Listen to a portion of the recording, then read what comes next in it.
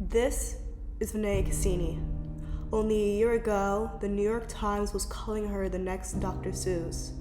She was well on her way to becoming the future of children's literature. But now, she lives in the streets of UConn campus. She has no money, and her only possessions are the clothes on her back. How did this happen? Why is the author of the most popular children's book of all time living illegally at a college campus? Two women, one chasing the magic of childhood, and the other chasing the power of greed, and the clumsy bunny which tore them apart. Who is Flopsy? Flopsy's a lot of things. You know, he's a bunny. He is a deep and complex character, and he's a reflection of society. Cassini began attending UConn in 2018 as an English major. It was here that she met Anna Phillips. So I met Cassini in our freshman year English class at UConn. You know, when I saw her, the thing that struck me the most was, that aura that she just didn't care. And at the time, I thought it was because she was above it all. She knew that all this school shit was, BS. But then as I grew to know her more, it was really because she just did not care about anyone or anything. Right away, I could tell that she sucked. She was undeclared all 4 years at school. She graduated with us, but with what degree, I have no idea. She had no major. Anna was the oldest daughter of Morgan Phillips, CEO and founder of Phillips Publishing House.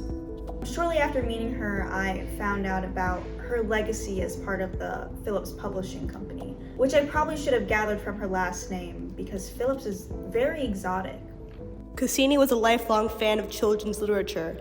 It was during her second year at UConn in which she would make the greatest contribution to the genre in the form of Flopsy the Clumsy Bunny.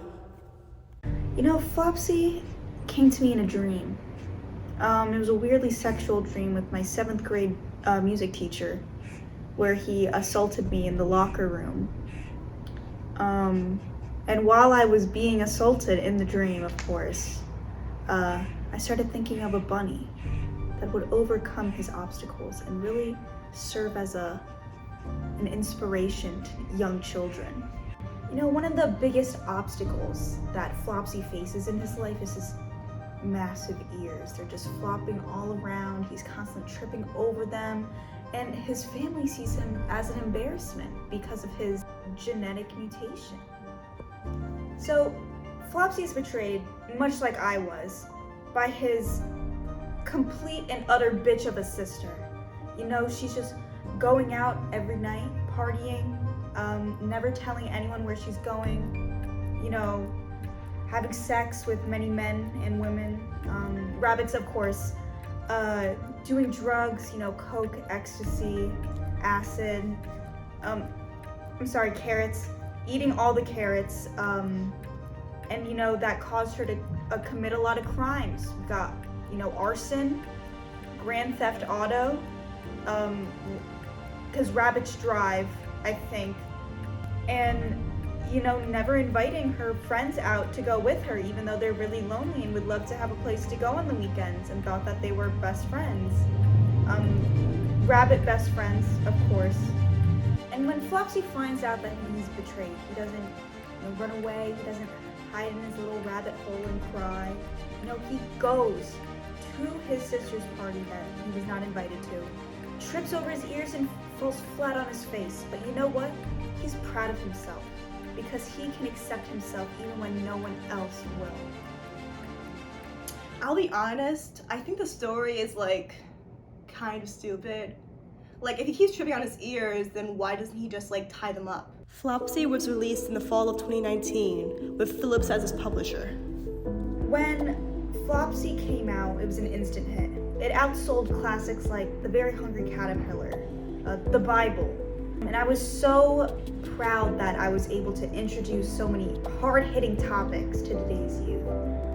But Phillips only cared about the money, the flashing lights of LA, Vegas, Rome, Georgia. She only cared about the dollar signs. thing that Cassini did not realize that she had a gold mine on her hands, you know, and I was not going to let those millions of dollars go to waste. Phillips had Cassini sign a contract prior to the release of Flopsy. Cassini was not aware that by signing this contract, she was giving Phillips complete ownership of Flopsy. All profits were to go directly to her. There's no words to describe the betrayal, other than betrayal. I did kind of screw her over, you know, get over it, who cares? She knows I don't read contracts. I only read children's books. I don't even read menus at restaurants. I request workers to read the menu aloud to me so I can keep my mind pure and filtered. You know, now that I don't have the dead weight that is Cassini on my hands anymore, I obviously am going to expand. The Flopsy brand, I want it to be everywhere. I want it to be on the walls. I want it to be in toothpaste. I want it to be in vacuums. The Flopsy sucker, that would be $1 million idea and something that Cassini would obviously never sign off on. But it doesn't matter because I have the royalties and she has nothing. Phillips didn't care about or understand Flopsy because how could she? She's never experienced hardship. She grew up in the Home Alone mansion. And I mean that literally, the one in Illinois. Flopsy watering cans, Flopsy socks, Flopsy pillows, Flopsy condoms for the adult market. I no longer have any friends. All I have is Flopsy, and even he isn't mine. There's no one left for me to trust. Phillips knows nothing about art, nothing about morals, philosophy.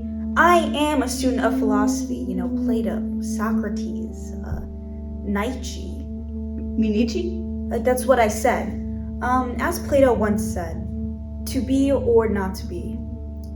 And the B stands for bunny.